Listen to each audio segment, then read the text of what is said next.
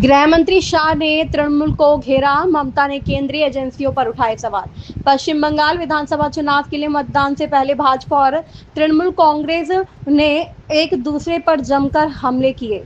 केंद्रीय गृह मंत्री अमित शाह ने रैली में आरोप लगाया कि टीएमसी कार्यकर्ता लोगों को डराने धमकाने में शामिल है और राज्य में भ्रष्टाचार व अव्यवस्था फैली हुई है। वहीं राज्य की मुख्यमंत्री ममता बनर्जी ने केंद्रीय बलों की भारी तैनाती पर सवाल उठाते हुए इसे चुनावी प्रक्रिया को प्रभावित करने का प्रयास बताया।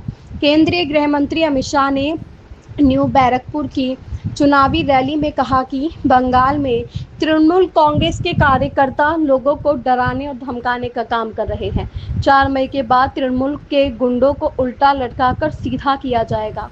माँ माटी मानुष की बात करने वाली ममता ने बंगाल को गुंडों के भरोसे छोड़ दिया है। उत्तर 24 परगना के दमदम उत्तर में चुनावी रैली में गृह मंत्री ने ममता सरकार को बंगाल से उद्योगों के पलायन और राज्य की खराब अर्थव्यवस्था के लिए जिम्मेदार ठहराया।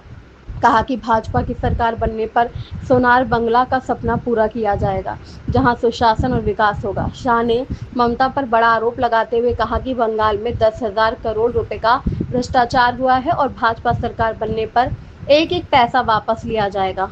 सप्तग्राम में शाह ने कहा, ममता दीदी को लगता है कि कुछ नहीं होगा, लेकिन 5 मई के बाद जब भाजपा सरकार बनेगी तो ये पैसा राज्य की युवाओं और महिलाओं को लौटाना होगा।